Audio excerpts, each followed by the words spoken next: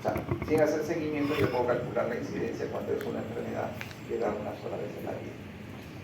Muy bien, entonces, siguiendo esa secuencia, hoy vamos a tratar el tema de mediciones epidemiológicas 2 y ahí vamos a tratar las pruebas diagnósticas y las pruebas terapéuticas.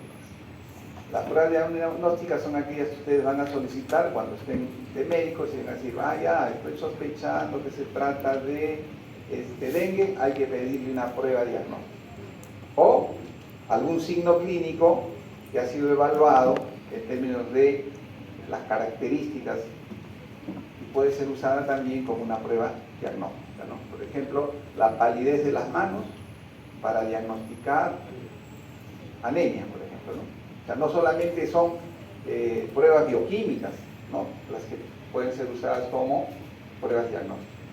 Y en pruebas diagnósticas vamos a repasar un poco de lo que es la sensibilidad, la especificidad, los valores predictivos positivos y negativos. Y cuando hablemos de pruebas terapéuticas, vamos a hablar del tema de la eficacia terapéutica. Y la eficacia terapéutica resumida en lo que es la reducción relativa del riesgo y el número necesario a tratar. Entonces, todas esas cosas las van a ver pues, en la parte clínica. Por eso yo les he dicho, epidemiología no está alejado de lo que ustedes van a hacer como clínicos.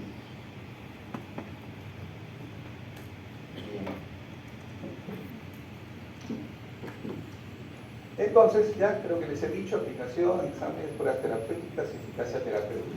Y esto para recordarles nuevamente, pues, ¿no?, en qué contexto están las pruebas diagnósticas. Las pruebas diagnósticas están fundamentalmente en el contexto del diagnóstico precoz y el tratamiento. El diagnóstico precoz y las pruebas terapéuticas, el tratamiento inmediato o tratamiento oportuno. Eso quiere decir, está en el contexto de la prevención secundaria y básicamente en el tercer nivel de prevención, diagnóstico precoz y tratamiento. Y ahí ya vamos también recordando, ¿no? Ya dijimos, si por ejemplo hacemos prevención primaria, esto que se llama fomento es promoción, ¿no? Promoción, primer nivel. O hacemos protección específica, ¿sobre qué vamos a intervenir principalmente? ¿Sobre qué indicador epidemiológico? Si hacemos prevención primaria, ¿qué indicador epidemiológico se va a ver afectado en términos de reducir este indicador? ¿Cuál? Entonces, cuando hay un indicador epidemiológico y estamos hablando de enfermedad, nuevamente recuerdo y digo, ¿cuáles son las medidas de morbilidad? Hay incidencia y prevalencia, básicamente. Entonces, la pregunta está orientada a decir, a responder, ¿cuál de esas medidas epidemiológicas de la morbilidad se verán afectadas en términos de su reducción, evidentemente, si yo aplico medidas de prevención primaria, cuando intervengo en el periodo prepatogénico? ¿Cuál? La incidencia, pues, ¿no? ¿Por qué? Porque vamos a evitar, ¿qué cosa? Que aparezcan casos nuevos, pues, ¿no? Pues eso es lo que tienen que sustentar, eso tienen que aprender. Yo cuando les hice la clase de historia natural les dije, recuerden, cuando se hace prevención primaria se reduce la incidencia. Y les dije, ya van a darse cuenta por qué se reduce la incidencia. Entonces ahora ya está explicado por qué se reduce la incidencia si aplicamos medidas de prevención primaria. Porque lo que vamos a hacer es evitar que aparezcan casos nuevos. Y al reducir el numerador, vamos a reducir la incidencia. En cambio, ahora vamos a hablar de tratamiento, diagnóstico y tratamiento. En lo que vamos a impactar va a ser fundamentalmente en la prevalencia. ¿Por qué? Porque vamos a intervenir sobre los enfermos, pues, ¿no?, que existen. Y la pregunta y la palabra que les estoy diciendo vamos a impactar fundamentalmente, principalmente, ¿no? Porque ya ustedes también recuerdan que hay una fórmula que dice prevalencia es igual a la incidencia por regulación media de la enfermedad, y esa fórmula también deben recordar que no se puede aplicar a cualquier enfermedad, sino se aplica a aquellas enfermedades que tienen una evolución crónica y un pronóstico predecible, ¿ya? También es importante que recuerden. Y en ese interín de cosas, cuando hablamos de prevalencia, tienen que recordar también qué condiciones hace que aumente la prevalencia y qué condiciones hace que disminuya la prevalencia. Y ahí veíamos, pues, ¿no? La prevalencia va a disminuir. ¿Cuándo? Cuando hacemos tratamiento de las enfermedades y curamos las enfermedades. Si nosotros tratamos la enfermedad, pero no curamos la enfermedad, no va a disminuir la prevalencia más bien va a aumentar. ¿Ya? Entonces, esas cosas también revisen, que es importante que aprendan, ¿no? Entonces, ya estamos ubicados donde vamos a aplicar las pruebas diagnósticas, en el periodo patogénico, y fundamentalmente corresponde a prevención secundaria tercer nivel. ¿Qué utilidad tienen las pruebas diagnósticas? Las pruebas diagnósticas sirven para muchas cosas, ¿no? Sirven para predecir la aparición posterior de una enfermedad. También nos sirve para detectar precoz. Esta es la que más utilizamos, ¿no? Detectar precozmente la enfermedad antes que éste progrese y se vuelva sintomática. Y esa es la clave en el contexto de las pruebas diagnósticas. Lo que nosotros queremos es no decir, ah, ya sí, este señor tiene la enfermedad, pobrecito, pues le queda 2 años de vida. No, lo que queremos es, con las pruebas diagnósticas, detectar precozmente. ¿Para qué? Para que prolonguemos la sobrevida de la persona. Esa es la clave de la utilidad de las pruebas diagnósticas en el contexto de la detección de las enfermedades. También permite establecer la presencia y ausencia de enfermedad en los individuos enfermos sintomáticos, refinar el proceso diagnóstico, es decir, cuando decimos refinar el proceso diagnóstico, quiere decir reducir la incertidumbre para hacer un diagnóstico de una enfermedad. O sea, con un 80, con un 90% de probabilidades o con un 100% de probabilidades, esta persona tiene o no tiene la enfermedad. Esa es la otra utilidad. Predecir el pronóstico de la enfermedad, claro, si yo sé y uso una prueba diagnóstica que es un marcador para predecir la evolución de una enfermedad, me va a servir también estas pruebas para ver el pronóstico de la enfermedad. Pronóstico de la enfermedad en términos de muerte, pronóstico de la enfermedad en términos de discapacidad. Y monitorear el curso clínico de la enfermedad una vez diagnosticada y tratada, ¿no? Se le ha diagnosticado de diabetes y voy a darle tratamiento y voy a usar una prueba diagnóstica para monitorear la enfermedad que estoy evaluando, ¿no? Diabetes, por ejemplo, se usaba antes glucosa, pues, ¿no? Y todavía se usa. Pero ustedes saben de que el diabético, cuando va a ir a su control, una semana antes se pone a dieta. Y entonces llega donde el médico, le controla el médico y dice, está brillante su glucosa. Y, por ejemplo, eso no usamos como prueba diagnóstica. Lo que usamos es la hemoglobina glicosilada, que esa hemoglobina glicosilada no se corrige en una semana, ¿no? Entonces, para eso nos sirven también las pruebas diagnósticas, para hacer el seguimiento y ver la evolución del tratamiento que estamos administrando. Y eso es lo que les decía, ¿no? La historia natural de la enfermedad y las pruebas diagnósticas. Entonces, en este contexto tenemos pruebas diagnósticas predictivas y tenemos pruebas diagnósticas de detección precoz. ¿Ustedes recuerdan lo que ocurrió con esta actriz Angelina Jolie? Sí, ¿no? Justamente se enteraron que se hizo una mastectomía radical. ¿Por qué? Porque tenía este gen BRCA1, BRCA2, que es un marcador que dice que la persona va a tener cáncer de mama. ¿Y por qué se hizo esto? Porque la mamá tenía cáncer, pues, ¿no? Los familiares tenían cáncer. Entonces, en este momento del inicio etiológico, se pueden hacer pruebas genómicas de detección de mutaciones, por ejemplo, en este gen, y eso decidir un tratamiento oportuno o una profilaxis oportuna. En el caso de esta artista, se hizo la mastectomía, pues, ¿no? ¿Por qué? Porque sí o sí iba a ser cáncer de mama. Entonces, hay pruebas predictivas, y esto con pruebas genómicas, que es lo que menos se usa, por los costos todavía, ¿no? Y luego tenemos las pruebas diagnósticas de detección precoz, que ponen de manifiesto las alteraciones estructurales de la enfermedad antes de que ésta progrese y se vuelva sintomática. Pues eso es lo ideal, ¿no? Las pruebas diagnósticas de detección precoz, y ahí es donde lo que se denomina el famoso tamizaje. ¿En quiénes se hace? En personas asintomáticas. Porque ya si tiene los síntomas ya no se llama tamizaje o prueba precoz, ¿no? Ya va a ser prueba diagnóstica. Pues. No, lo que vamos a hacer es el diagnóstico de la enfermedad. Y lo que queremos es adelantarnos al diagnóstico usual. ¿Por qué? Porque ya les dije, si diagnosticamos precozmente, lo que vamos a alargar es el tiempo de sobrevida de la persona.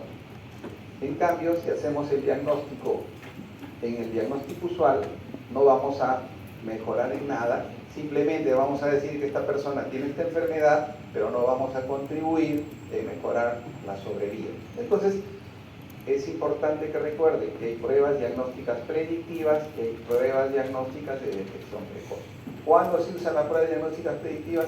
En el inicio etiológico. Dice acá, punto de la historia natural donde es posible establecer los factores de riesgo, ¿eh? Los factores de riesgo. Entonces yo detecto el factor de riesgo y voy a intervenir. ¿Antes de qué? De que aparezca el desequilibrio entre la gente, el huésped y el medio ambiente. Si ya no llegamos a ese punto, vamos a poder hacer esta prueba diagnóstica de tamizaje, ¿no? ¿Cómo es nuestro pensamiento médico? Por eso yo les decía, todo lo que vamos haciendo es epidemiología, pero epidemiología es incidencia, prevalencia. No, miren, todos los conceptos que les vamos enseñando son de utilidad en la práctica médica. Y acá les traigo un ejemplo.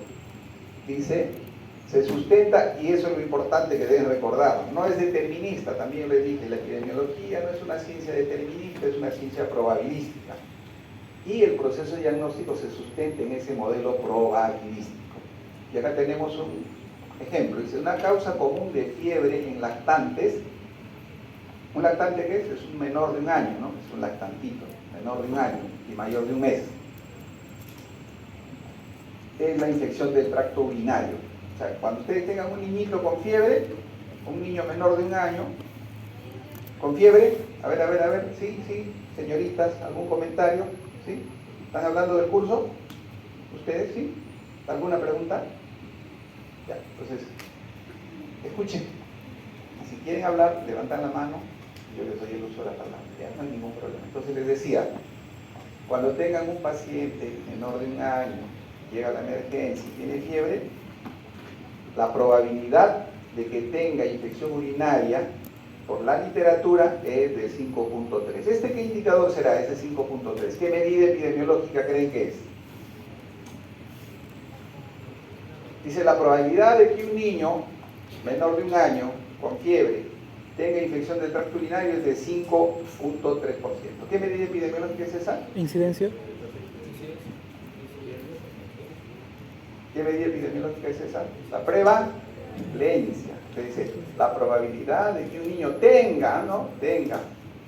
No les he dicho cuál es la probabilidad de que desarrolle o de que se enferme, tenga. Por eso la prevalencia que mide la carga de la enfermedad. ¿Cuántos enfermos hay en un determinado lugar? Entonces, por literatura dice que la prevalencia es de 5.3. Dice, o sea, este tiene 5.3% la probabilidad de que tenga infección urinaria. Luego hacemos la anamnesis y la exploración física y vamos a poder incrementar su certidumbre. Además, este lactante no es varón, sino es mujer. Además tiene fiebre, entonces la probabilidad de 5.3 va a subir a 16.9.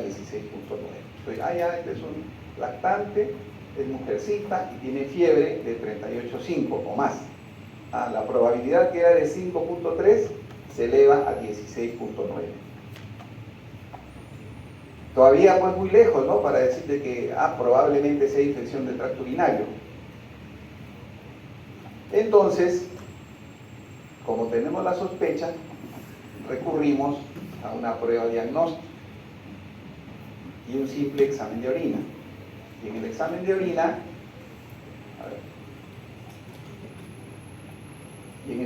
orina, se detecta que tiene leucocituria, es decir, más de 10 leucocitos por milímetro cúbico. Y miren, paciente febril lactante, 5.3% de posibilidades. Ah, pero esta mujercita, y la fiebre es de 38,5, la probabilidad sube a 16%. Entonces voy a pedirle un examen de orina. Le pido el examen de orina y es positivo. Tiene 10 leucocitos o más por milímetro cúbico. Entonces la probabilidad de infección urinaria aumenta a más del 50%. Entonces, cuando ustedes tengan ya un paciente y tiene una leucocituria y la probabilidad es del 50%, va a permitir que nos oriente para que nosotros tomemos una conducta terapéutica. Obviamente hemos preguntado, pues no vayan a pensar si este paciente viene con fiebre, tiene tos o tiene diarrea, no van a pensar que tiene, o van a hacer la secuencia que yo les estoy enseñando. Les estoy diciendo, paciente que tiene fiebre. Así llega, pues mi niño tiene fiebre, dice. ¿Qué más? ¿Moquito? No tiene moquito, doctor. ¿Está con diarrea? No. ¿Tiene tos? No. Ha estado sanito y empezó con fiebre. ¿Cuánto es fiebre? 38,5. Ah, ya, no vaya a ser infección urinaria. Ya nosotros, pediatras viejos, les preguntamos a la mamá, ¿y cómo está el pañalito? Tiñe, ya eso son cosas ya adicionales, ¿no? Ah, entonces les pedimos el examen de orina. Con el examen de orina positivo decimos, la probabilidad es del 50%. ¿Y qué hacemos ahí? Le damos tratamiento. Y paralelamente le pedimos un cultivo de orina. Eso es lo que van a hacer ustedes. No es que no van a decirle, señora, hay el 50% de que tenga infección urinaria. Va a hacer un examen de orina y de acá 48 horas viene para darle tratamiento. En un lactante, 48 horas puede ser muy tarde. Ya viene una urosepsis para hospitalizar. Entonces, en esas circunstancias lo que hacemos es, indicamos el cultivo y le damos tratamiento. Tratamiento teniendo en cuenta ¿qué? Teniendo en cuenta el perfil de resistencia antibiótica. Donde ustedes trabajan, o lleguen a trabajar, tienen que conocer, no van a dar, vamos a darle Rosefin, o vamos a darle Meropenem. Entonces tienen que conocer el perfil de resistencia microbiana para que te indique. En mi hospital, por ejemplo, cefalexina, amikacina, gentamicina, son los antibióticos que son a los cuales son sensibles los microbios, y el microbio más frecuente de infección urinaria es el Escherichia coli. Casi el 80% de las infecciones urinarias son por Escherichia coli. Entonces, lo que vamos a hacer es un cultivo de orina, ¿no? Y para eso vamos a usar como patrón de referencia, o mejor dicho, el cultivo de orina se convierte en un patrón de referencia. Y si yo tengo el cultivo de orina como patrón de referencia y ha sido hecha con una buena técnica, ¿no? Porque también hay que saber recolectar la orina en un lactante, y es positiva, decimos tiene infección urinaria. Y si es negativa, como es el patrón de oro, descartamos la infección urinaria. Yo les digo, teniendo en cuenta de que la muestra ha sido tomada adecuadamente, se ha cultivado en el momento oportuno la orina, porque a veces la mamá recolecta la orina y lleva la orina después de 6 horas, 7 horas, o le ponen el colector y el colector está horas de horas para recolectar la orina, ¿no? Entonces, teniendo en cuenta que se ha hecho todo correctamente, el cultivo se convierte en un patrón de oro. Entonces, eso es lo que queremos, lo que se quiere. ¿Qué les he querido traducir con esto? De que la probabilidad de enfermar va de 0 hasta 100. Entonces, ¿a qué nos ayuda la prueba diagnóstica? Lo que nos ayuda la prueba diagnóstica es a llegar al umbral diagnóstico o al umbral terapéutico. Si ejemplo, dice, este es un lactante, febril, pero es varón. Entonces la probabilidad de que tenga infección urinaria es súper recontra baja. Entonces lo que vamos a irnos es acá, al umbral diagnóstico, es decir, es improbable que tenga. En cambio, el umbral terapéutico es lo que yo ya les he ido diciendo. Estamos acá, entre el umbral diagnóstico y el umbral terapéutico hay incertidumbre. Y la probabilidad de la enfermedad va de 0 hasta 100. ¿Qué es lo que nos ayuda la prueba diagnóstica? A que nos aproximemos cada vez más a llegar al umbral terapéutico, es decir, un diagnóstico probable. Y con este diagnóstico probable iniciar el tratamiento. Y el pensamiento es así en todas las enfermedades. Llega con dolor dolor de pecho, dolor retroesternal, hay que hacerle un electrocardiograma, hay que hacerle sus pruebas, sus enzimas. Y en base a ello vamos a decidir, o vamos a aproximarnos a que tiene, o vamos a aproximarnos a que no tiene la enfermedad, que son unos gases lo que le está produciendo el dolor torácico. Para eso nos sirven las pruebas diagnósticas. Y van a ver ustedes que hay pruebas diagnósticas que las vamos a hacer pues en circunstancias, no solo una prueba diagnóstica sirve. Vamos a tener que hacer o simultáneamente pruebas, o vamos a tener que hacer secuencialmente pruebas. Y en base a ello vamos a definir si estamos descartando o estamos confirmando la enfermedad. Entonces, eso les sirve en la parte clínica, les va a servir pues. Pero para que entiendan, tienen que conocer epidemiología. Ese es el punto. Esto también para que recuerden, prueba de oro es la prueba o criterio utilizado para definir inequívocamente una enfermedad o descartar, ¿no? Dicho de otra manera, la prueba de oro nos dice quiénes son los enfermos o quiénes están enfermos y quiénes no están enfermos. Eso nos dice una prueba de oro o patrón de referencia. Y como dice ahí, se construye sobre el supuesto de que aplicando esta prueba es posible el diagnóstico correcto del 100% de los casos.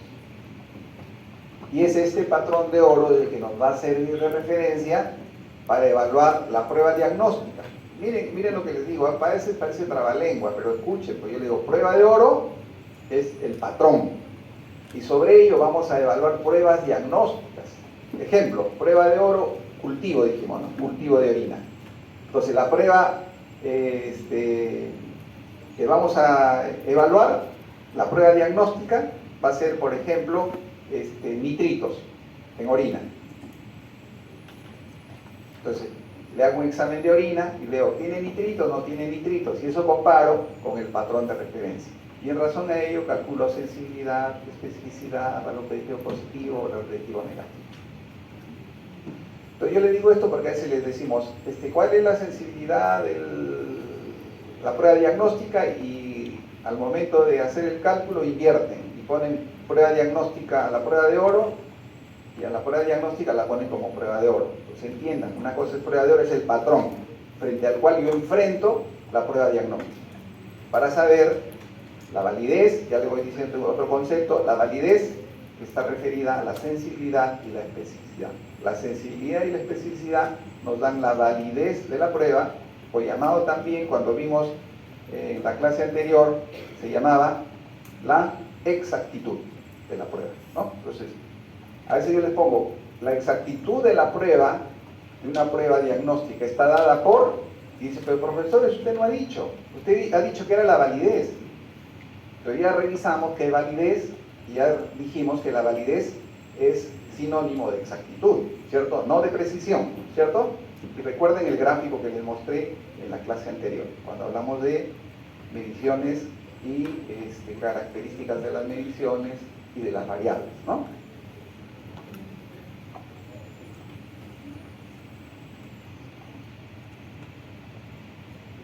Ahora, la pregunta es siempre sí, pero profesor, ¿para qué nos hacemos problemas si existe una prueba de oro y voy a diagnosticar al 100% de los que tienen y de los que no tienen?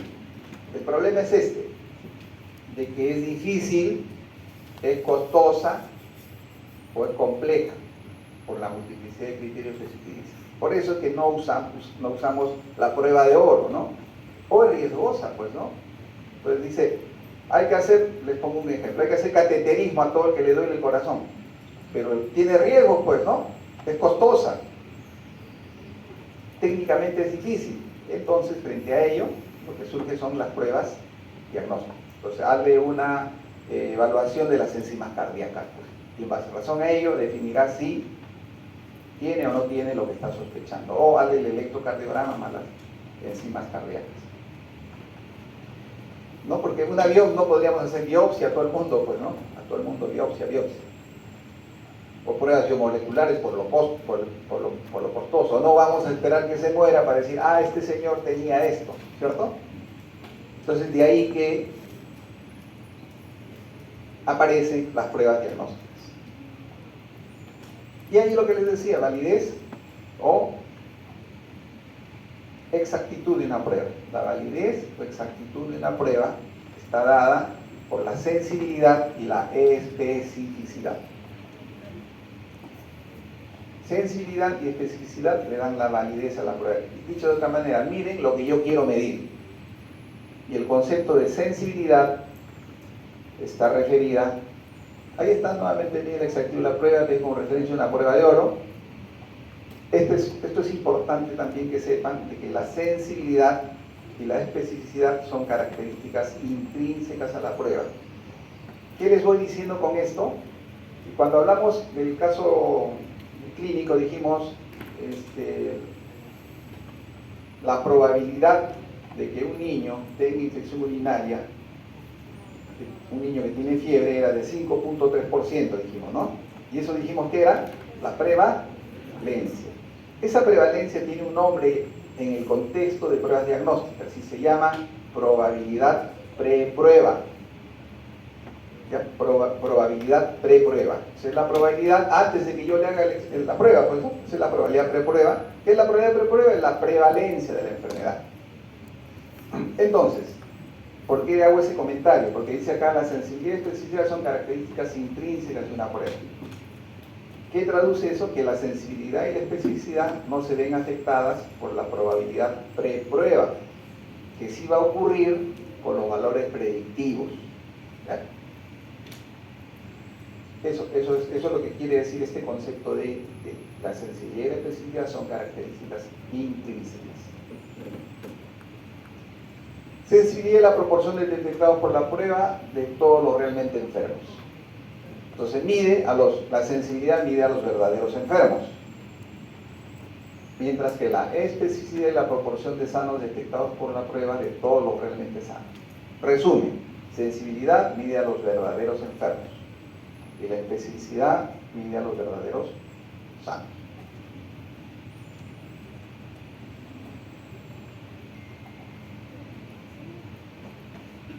Esto también es importante que recuerden, ¿no? Dice, sensibilidad es la probabilidad que la prueba resulte positiva si el paciente tiene la condición o enfermedad. Eso es la proporción de verdaderos positivos, ¿no? Proporción de pacientes con la enfermedad que tienen resultado positivo a la prueba, pruebas con alta sensibilidad, ya, vamos a explicarles. Entonces, primero, sensibilidad es la probabilidad que la prueba resulte positiva si el paciente tiene la condición o enfermedad. Esto de la sensibilidad y la especificidad y los valores predictivos son, ustedes han hecho estadística, han hecho probabilidad condicional, ¿cierto? Entonces, la sensibilidad y la especificidad, al igual que los valores predictivos, son probabilidades condicionales. ¿Cuál es la probabilidad de que una persona tenga la prueba positiva, dado que, o si tiene, la enfermedad, por ejemplo? ¿No? Eso se llama sensibilidad. ¿Cuál es la probabilidad que una persona con la prueba negativa, o mejor dicho, una persona con la prueba, cuál es la probabilidad que una persona con la prueba negativa no tenga la enfermedad? Eso es la especificidad. Después les voy a hacer un cuadrito al final para que comparemos las dos condiciones, sensibilidad y especificidad y valores predictivos positivos y negativos, y no se equivoquen nunca. La especificidad, como dijimos, es la probabilidad de que la prueba resulte negativa, dado que el paciente no tiene la enfermedad. Probabilidad condicional. En cambio, la sensibilidad es la probabilidad de que la prueba resulte positiva, dado que el paciente tiene la enfermedad. Les voy a hacer el ejercicio en la pizarra para que no se olviden, ¿ya? Entonces, la otra cosa que deben de recordar es este otro concepto, que pruebas que tienen alta sensibilidad tienen pocos falsos negativos. Las pruebas con alta sensibilidad tienen pocos falsos negativos. Entonces, una prueba con alta sensibilidad es una prueba que nos sirve para confirmar o descartar una enfermedad. Sí, así lo entendemos, Pero miren, por eso les digo, acá está el truco. Dice, las pruebas con alta sensibilidad tienen pocos falsos negativos. Entonces, una prueba con alta sensibilidad nos sirve para descartar una enfermedad. ¿Por qué? Si yo hago una prueba con alta sensibilidad y el resultado me sale negativo, ¿cuál será la probabilidad de que sea falso o negativo? Baja, ¿cierto? Entonces la probabilidad de que no tenga la enfermedad es altísima. Por eso, parece un contrasentido, ¿no? Las pruebas con alta sensibilidad tienen poco falso negativo. Una prueba que tiene 95% de sensibilidad tiene solo 5% de falsos negativos. Entonces, si yo hago una prueba con alta sensibilidad a una persona y le sale negativo, ¿cuál es la probabilidad de que sea falso o negativo? Solo 5%.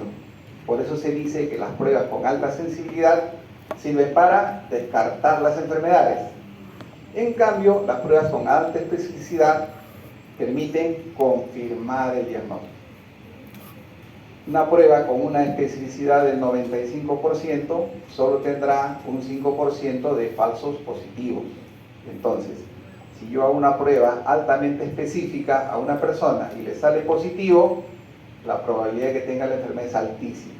Por eso se dice que las pruebas con alta especificidad sirven para confirmar el diagnóstico.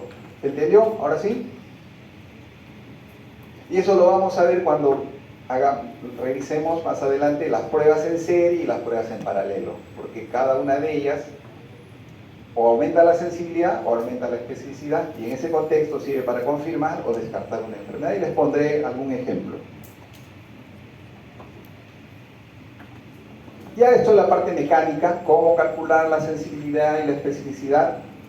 Entonces, seleccionar la prueba de oro, obviamente, seleccionar un grupo de pacientes que según la prueba de oro tienen la enfermedad y otros que no tienen, usar una prueba de evaluación para clasificar a los individuos como positivos y negativos. Entonces, prueba de oro y prueba diagnóstica, ¿no? Y cuando son variables dicotómicas o cualitativas, dicotómicas, usamos la famosa tabla de 2×2. Pero las pruebas diagnósticas no solamente se hallan con variables cualitativas, también se calcula también la sensibilidad y especificidad con variables cuantitativas. Y ahí ya vamos a revisar algo de la curva RO, cómo es que se determina cuál es la mejor sensibilidad, cuál es la mejor especificidad de una prueba. Esto también para que sepan, no es difícil el cálculo, ¿eh? Lo más importante es que sepan la interpretación y cuándo me sirve una prueba con alta sensibilidad, cuándo me sirve una prueba con alta especificidad, qué significado tiene una prueba con un valor predictivo X o Y, ¿ya? Entonces, recordar, para el cálculo es fácil, siempre recuerden que lo que va a ir en el numerador va a ser los verdaderos positivos y los verdaderos negativos.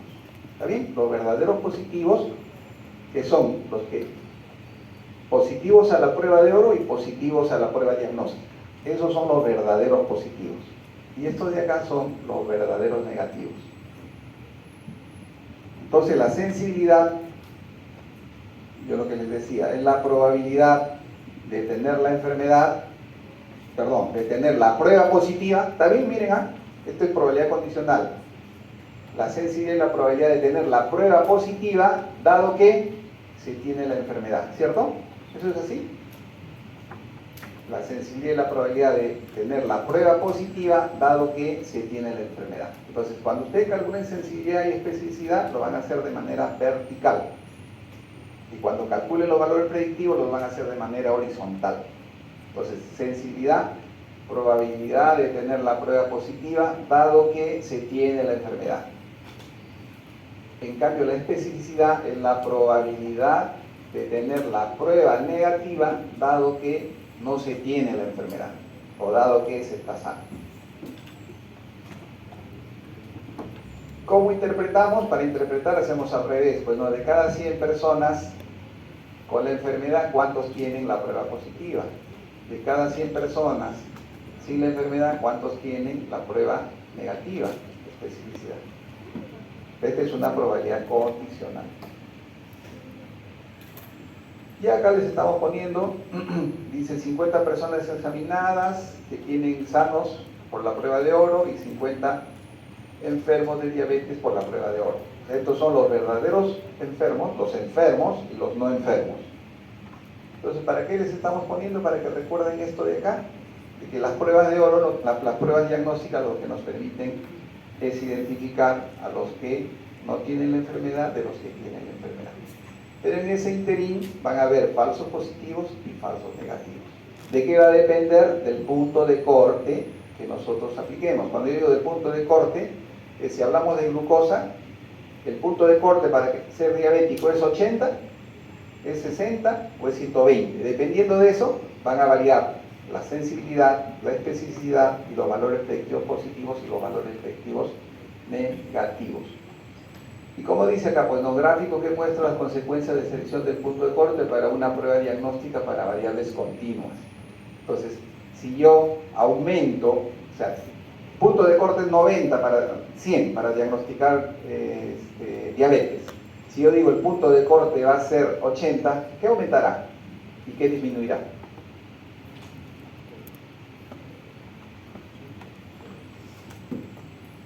Tenemos acá, el punto de corte es acá, vamos a decir que es 100. Y disminuimos acá, ya va a ser 80. ¿Qué va a hacer? ¿Qué va a pasar? Va a disminuir la especificidad y va a aumentar la sensibilidad, ¿no? Porque va a detectar más enfermos, ¿cierto? En cambio, si el punto de corte ya no es 100, es 120 y ponemos acá, ¿qué va a ocurrir? Va a aumentar la especificidad y va a disminuir la sensibilidad, ¿cierto? ¿Está bien? Y creo que con esto se aclara más. Y ahí está, ya, bueno, la que ya le he puesto, ahí está, acá, con esto, ¿no? Punto de corte 120, glicemia, para decir que es diabetes. Aquí calculemos, a ver, vamos a ver. Aquí van a hacer el cálculo ya en la casita de la sensibilidad y de la especificidad. Si han entendido el concepto, lo van a poder calcular. Entonces, si no han entendido, sí tienen que haber entendido. ¿Qué representan las bolitas amarillas? ¿Qué representan? Los que han sido detectados por la prueba de oro y que tienen diabetes, pues, ¿no? Son los enfermos, ¿cierto? Esas son las bolas amarillas. Y las bolas azules son los que la prueba de oro ha dicho que no tienen la enfermedad. Entonces, yo estoy utilizando una prueba diagnóstica y digo, el punto de corte de la prueba diagnóstica es 120 miligramos. Entonces, ¿qué es lo que tienen que hacer? Es contar, ¿qué cosa? Todos estos de acá. Todas las bolitas amarillas del corte para acá. ¿Y con eso qué estaríamos calculando? ¿Qué calcularíamos? Si contamos todas las bolitas de acá, acá habían 50 y menos 3 son 47. Porque ¿qué cosa es este amarillito? ¿Falso? ¿Qué es?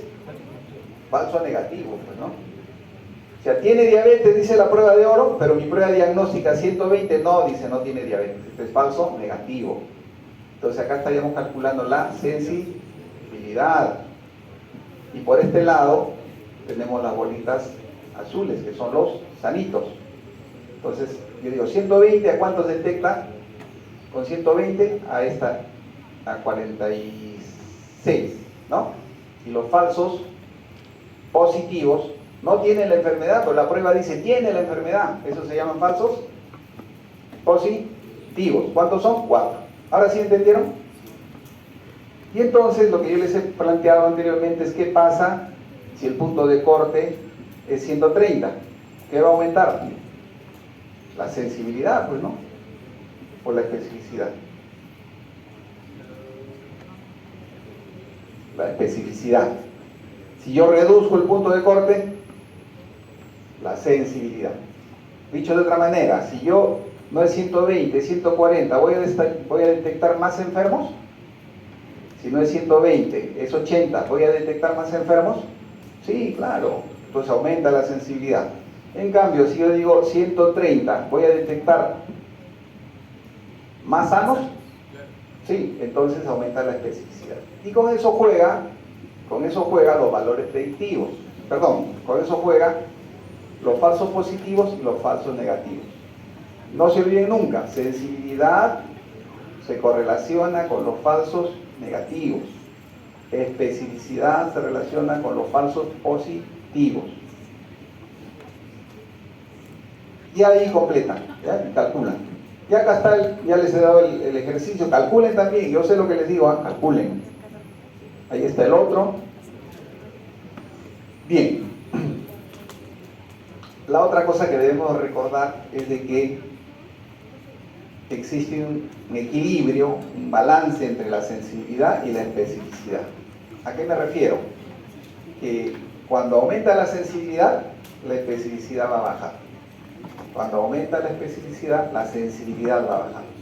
Así se comportan las pruebas. No hay pruebas, si fuese 100% de sensibilidad, 100% de especificidad, ya sería prueba de oro, pues, ¿no? Entonces, acá la sensibilidad y la especificidad se comportan en la medida que aumenta la sensibilidad, va a bajar la especificidad. En la medida que aumenta la especificidad, va a disminuir la sensibilidad. Por eso dice acá que no hay relación directa entre la sensibilidad y la especificidad. Y ahí está lo que les he mencionado.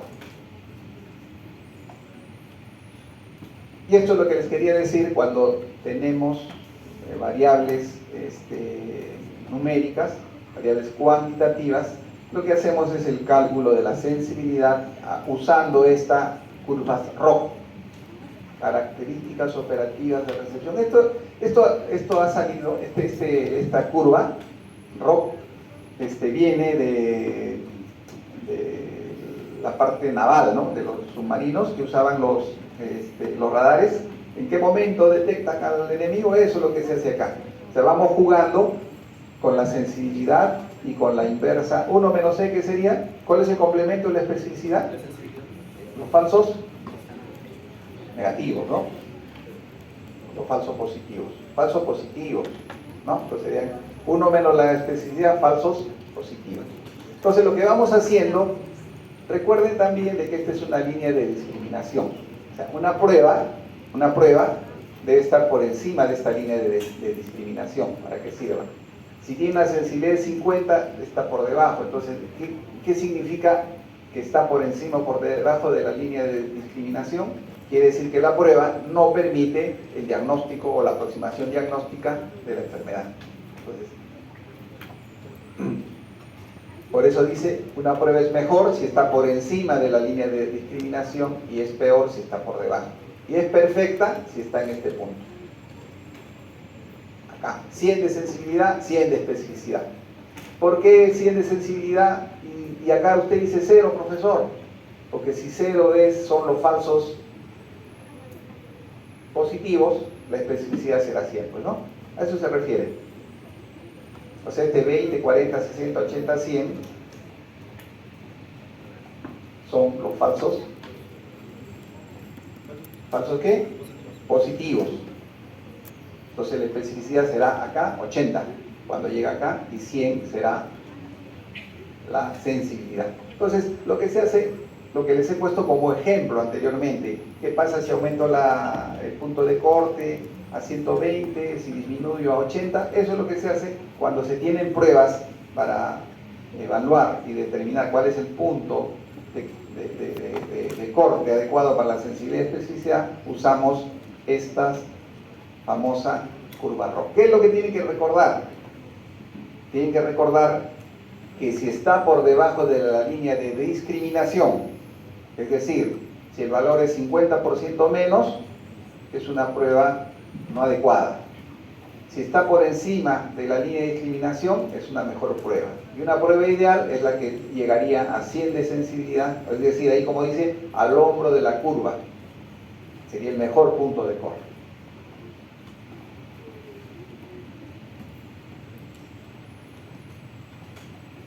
Esto también es importante, de que son estimaciones puntuales sujetas a error aleatorio, ¿no? O sea, los resultados que encontramos de la sensibilidad dice 50, 80% son medidas puntuales.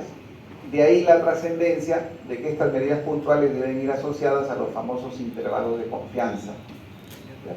O sea, si una prueba diagnóstica, vamos a suponer, tiene 90% de sensibilidad, pero su intervalo de confianza es 45 a 92, esa prueba diagnóstica no va a discriminar adecuadamente.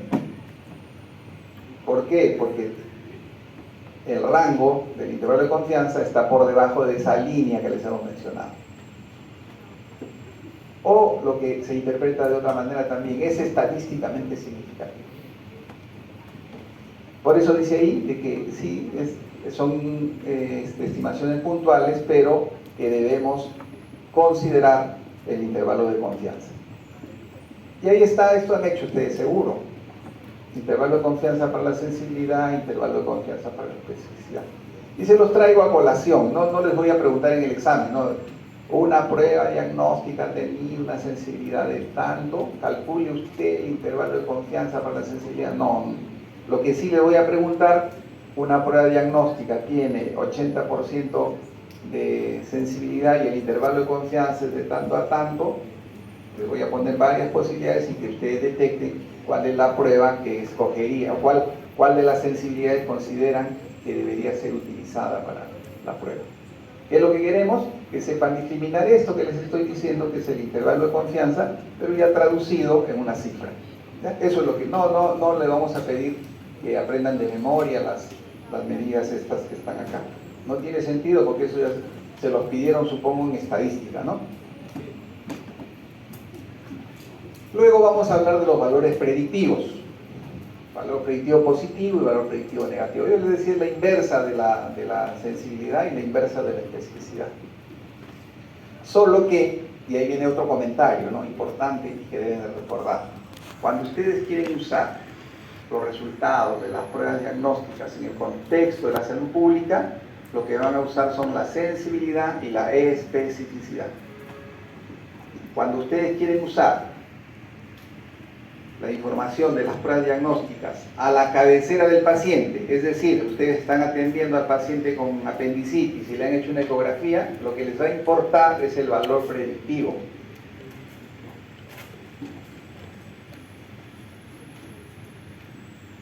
Y lo que yo les decía, miren lo que dice acá.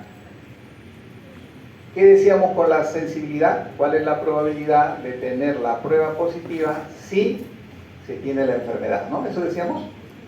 En cambio, el valor predictivo positivo es cuál es la probabilidad de tener la enfermedad si la prueba es positiva. La inversa de la sensibilidad. Les voy a escribir ahí, no se preocupen, y les explico finalmente de manera resumida. El valor predictivo negativo es la probabilidad de no tener la enfermedad si la prueba fue negativa. Es decir, la proporción de verdaderos positivos respecto, pero al total de las pruebas positivas, ¿eh? No respecto al total de los enfermos, ¿cierto? La sensibilidad era los verdaderos positivos respecto a todos los enfermos. En cambio, el valor predictivo positivo son los verdaderos positivos respecto a las pruebas positivas. ¿Está bien? Y el valor predictivo negativo es la proporción de los verdaderos negativos respecto al total de las pruebas negativas. Eso es lo que les decía. En sensibilidad les decía vertical, ¿no? Y les decía, la sensibilidad es la probabilidad de tener la prueba positiva dado que uno está enfermo. La especificidad es la probabilidad de tener la prueba negativa dado que uno no tiene la enfermedad. En cambio, el valor predictivo positivo es la probabilidad de estar enfermo dado que se tiene la prueba positiva. Y el valor predictivo negativo es la probabilidad de tener la prueba negativa, de no tener la enfermedad, dado que la prueba es negativa. ¿Está bien? Por eso les decía, cálculo de sensibilidad y especificidad vertical, cálculo de valores predictivos positivo y negativo horizontal, cálculo de sensibilidad del denominador enfermos y sanos, cálculo de valores predictivos, el denominador positivos a la prueba o negativos a la prueba. ¿Cómo se interpretan los valores predictivos? Entonces, por eso les decía, los valores predictivos les va a servir a ustedes a la cabecera del paciente. ¿Por qué? Porque se van a preguntar, ¿salió el resultado positivo de un tacto rectal? Dice, sí, tiene tacto rectal positivo. Nos tenemos que preguntar cuál es el valor predictivo positivo. Y el valor predictivo positivo nos va a responder a esta pregunta. Dice, el valor predictivo positivo de un paciente en el cual el tacto rectal para cáncer de próstata es positivo, tenemos que preguntarnos cuál es el valor predictivo. ¿Por qué? Porque el valor valor predictivo positivo nos va a decir qué probabilidad tiene el paciente de sufrir la enfermedad. Entonces dice, le hicieron el tacto rectal y le salió que era positivo, ¿no? Y el valor predictivo positivo es de 80%. Doctor, ¿tengo o no tengo cáncer? Entonces, la probabilidad que tenga cáncer es de 80%, ¿cierto? Una prueba positiva, 80%. O la inversa. Dice, el valor predictivo negativo es 40. Hacen el tacto rectal y dice, señor, le ha salido negativo. ¿Qué le dirían ustedes? Vaya nomás, señorcito, feliz, porque le ha salido negativa su prueba. No. ¿Por qué? Porque el valor predictivo negativo es 40%. Entonces, si la prueba es negativa, ¿cuál es la probabilidad que el paciente tenga cáncer? 40% nomás, que no tenga cáncer, ¿cierto? Perdón. Dime. Ya. Por eso, para que vean, o sea, cuando le sale la prueba positiva, acudimos al valor predictivo positivo. Si le sale la prueba negativa, acudimos al valor predictivo negativo. Entonces dice, salió positivo. Entonces a la cabecera del paciente me pregunto, ¿cuál es el valor predictivo positivo de la prueba? 60%, dice, ¿no? Entonces, señor, usted tiene la probabilidad de 60% de que tenga cáncer, pero hay un 40% que no. Entonces hay que hacerle más estudios, ¿no? En cambio, si el resultado del tacto rectal es negativo, yo veo el valor predictivo negativo de la prueba.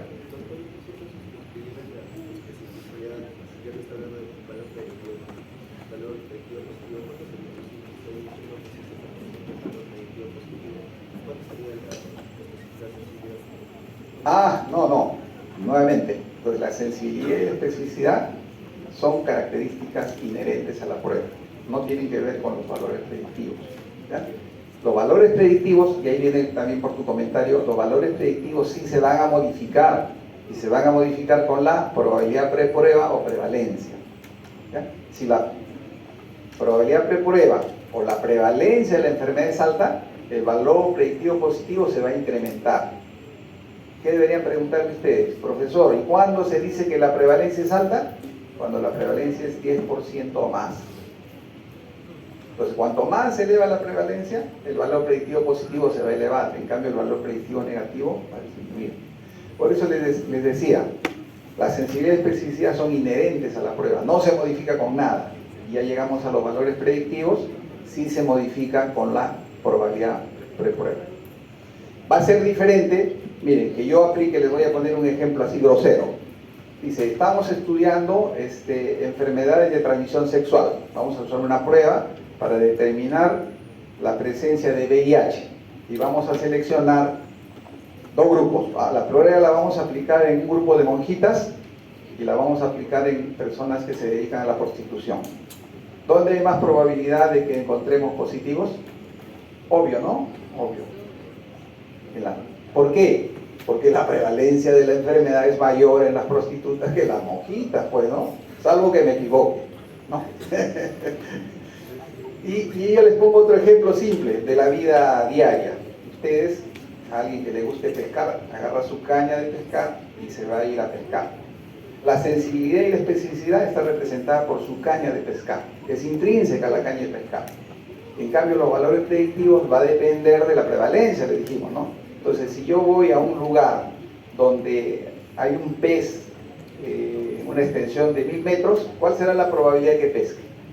Bajísima, pues, ¿no? En cambio, me voy a una piscigranja y tiro ciego, ¿no? Así sin ver, y voy a pescar. ¿Por qué? Porque hay más peces y esa es la prevalencia. ¿Con ese ejemplo se entiende mejor? Entonces, en resumen, la prevalencia sí influye en los valores predictivos. Por eso que cuando usamos la sensibilidad y la especificidad la podemos usar, una prueba que ha sido validada en términos de sensibilidad y especificidad en otro lugar, la podemos usar en otro país, la podemos usar en el país, ¿no? Pero los valores predictivos no, porque va a modificarse con la prevalencia. Entonces ahí van a ver que ya vamos a calcular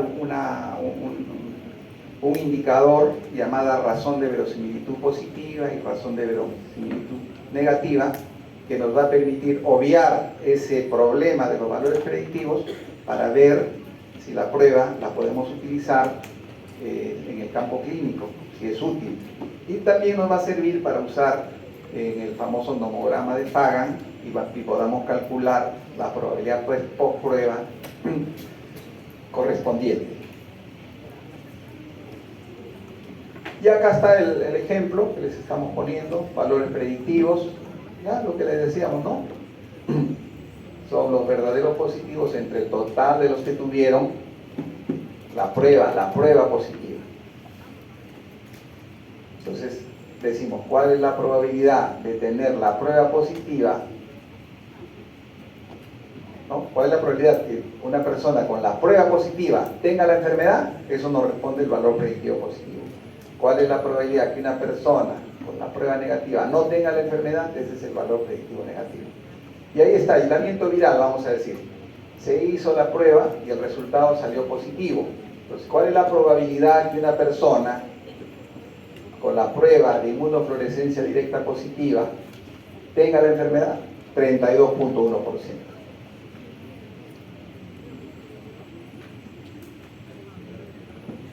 ¿Cuál es la probabilidad que no tenga? 74.3%. Y esto también que les mencioné, probabilidad preprueba, prevalencia, y así se comporta. Conforme aumenta la prevalencia, aumentan los valores predictivos. Conforme disminuye la prevalencia, aumentan los valores predictivos negativos, ¿no? Aumenta la prevalencia, aumenta el valor predictivo positivo. Disminuye la prevalencia, aumenta el valor predictivo negativo. Así se comporta también. Esto tiene una explicación matemática y esas cosas, ¿no?, que no vienen al caso. Ya cuando hagan la maestría en epidemiología, ahí les van a enseñar, ¿no?, paso a paso, cómo, por qué, etc. Y esto para que veamos el efecto, y ahí lo que nos preguntabas tú, ¿no? Dependiendo de la sensibilidad, cómo se comporta la prevalencia, o sea, cómo se comportan los valores predictivos con respecto a la prevalencia. ¿Para qué? Para significar, independientemente de las sensibilidades, los valores predictivos positivos aumentan cuando aumenta la prevalencia y los valores predictivos negativos aumentan cuando disminuye la prevalencia. O sea, independientemente de las sensibilidades. Siempre se va a ver impactada los valores predictivos por la prevalencia de la enfermedad.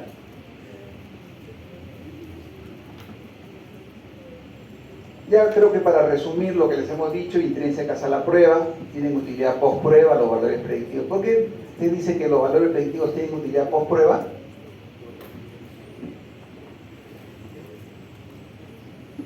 ¿Por qué? Porque tienen que ver con la probabilidad, claro, con la prevalencia, con la probabilidad preprueba. Ya esto también ya creo que lo hemos conversado, la probabilidad preprueba de la enfermedad es baja, el DPT es bajo, la sensibilidad considera la validez de la prueba de los enfermos y la especificidad de los sanos. Ya esto también, validez, esa palabrita recuerden, validez. ¿Qué es la validez? La validez es la posibilidad que tiene, en este caso, la prueba, si hablamos de la sensibilidad, de identificar a los enfermos, ¿cierto? O sea, mide lo que quiero medir. ¿Qué mide la sensibilidad a los enfermos? Ah, ya. Mide lo que yo quiero medir. Y esa palabra validez se relaciona ¿con qué? ¿Con exactitud o con precisión? ¿Con qué? Exactitud, ¿no? Con la exactitud. La precisión tiene que ver con el intervalo de confianza, ya les voy adelantando. Esto les decía, dice, como los valores predictivos se modifican con la prevalencia, entonces existe una medida llamada así, Likelihood Ration, razón de verosimilitud, razón de probabilidad, cociente de probabilidad, que no es influenciada por la prevalencia, y es una medida de la exactitud que se prefiere en la actualidad cuando interpretamos los resultados de un paciente individual. Y en ese contexto hay la razón de probabilidad, la razón de verosimilitud, el Likelihood Ration positivo y la razón de probabilidad negativa. Tiene una fórmula que es así, la sensibilidad. ¿Qué es la sensibilidad? ¿A qué representa la sensibilidad? verdaderos positivos, verdaderos. Y 1 menos la especificidad, los falsos positivos. 1 menos especificidad. ¿Cuál es el complemento de la especificidad? Los falsos positivos, les dije. ¿Cuál es el complemento de la sensibilidad? Los falsos negativos, les dije, ¿cierto? Entonces, esta razón de probabilidad mide la relación o la razón que existe, es una razón entre los verdaderos positivos y los falsos positivos, ¿cierto? Verdaderos positivos con los falsos positivos.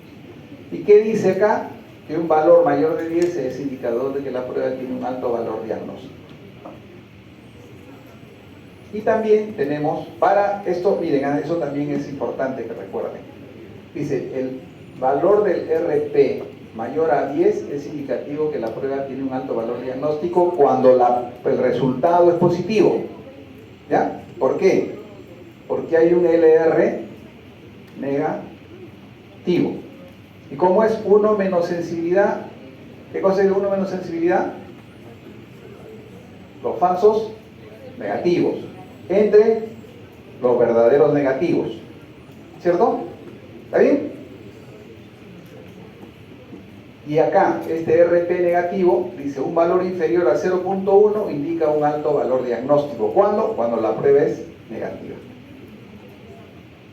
Y aquí está, ya le estamos dando la razón de verosimilitud positiva 2.3, 0.39. Si vemos así, a priori diríamos, esta prueba no tiene gran utilidad desde el punto de vista clínico. ¿Por qué? Porque su razón de verosimilitud positiva es menos de 10, ¿no? Y la razón de verosimilitud negativa es 0.39. A veces nos sale un RD positivo de 12 y un RD negativo de 0.39. ¿Qué diríamos ahí? ¿Sirve o no sirve la prueba? ¿O cómo utilizaríamos ese resultado?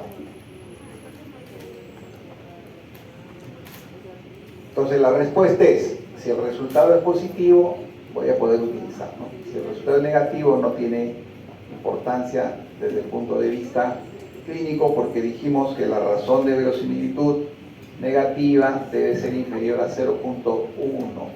¿Está bien? Ahora esos valores nos sirven para, acá está el ejemplo, dice aplicada a la mujer el BAF de la biopsia por aspiración, ¿no?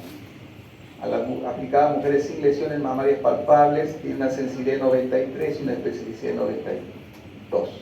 La pregunta es, ¿esta prueba tiene valor diagnóstico? ¿Tiene valor diagnóstico o no? A ver, para que se despierten. ¿Tiene o no tiene? Para ver si entendieron.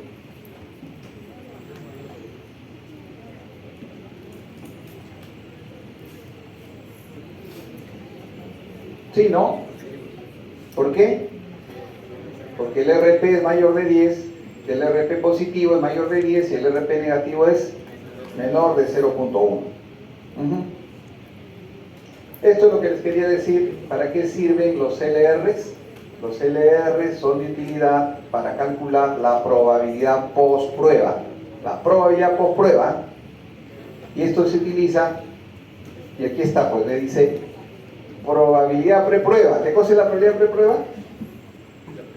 La prevalencia. Entonces dice, si este tiene una prevalencia de, 65 y un LR positivo de 5, ¿cuál es la probabilidad de que la persona, al aplicarle esta prueba, tenga la enfermedad? 85%. Para eso sirve este diagrama de Fagan. Creo que acá vamos a entender mejor. Esta es la probabilidad de 5 y tenemos la razón de verosimilitud o el cociente de probabilidad positivo de 5 y el cociente de probabilidad de 0.2. Miren, si es 5, ¿cuál es la probabilidad post-test de que la persona, si tiene la prueba positiva, tenga la enfermedad?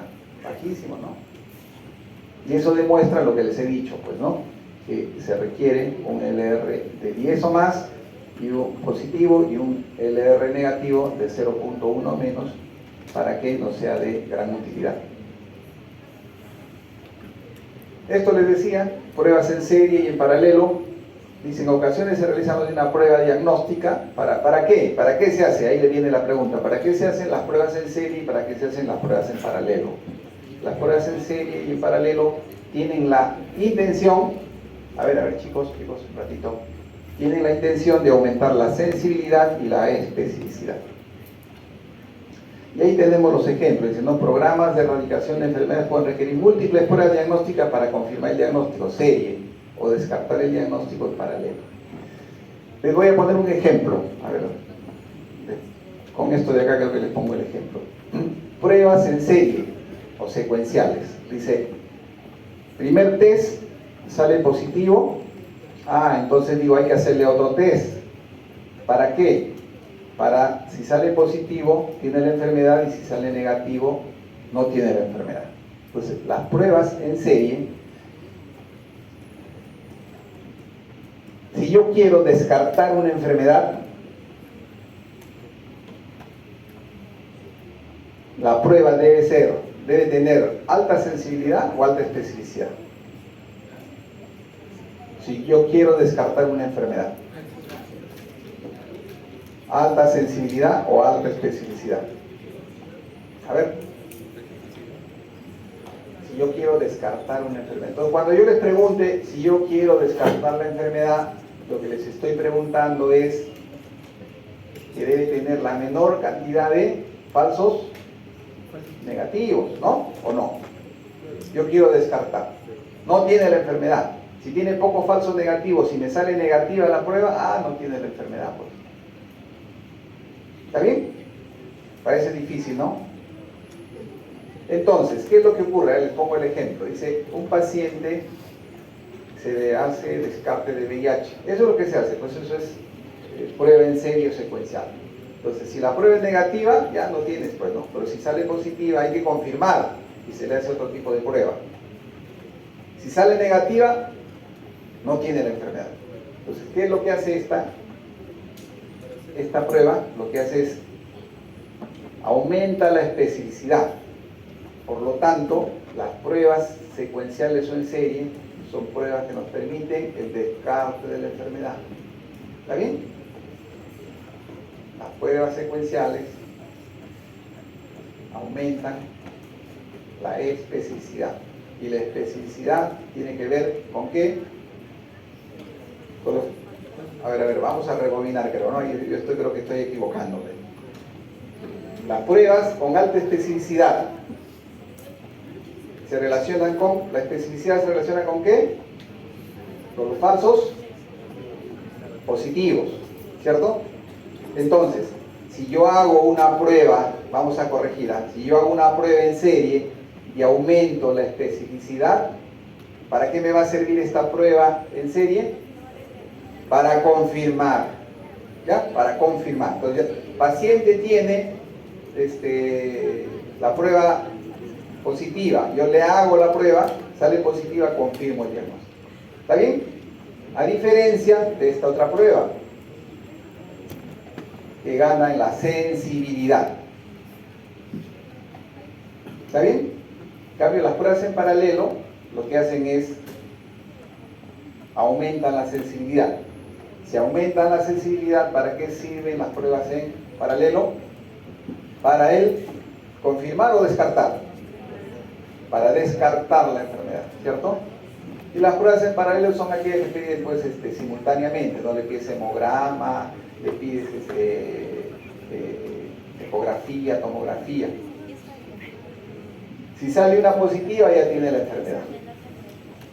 ¿Está bien? Una de ellas positiva, ya tiene la enfermedad. Entonces, lo que tenemos que recordar es que las pruebas en paralelo aumentan la sensibilidad, mientras que las pruebas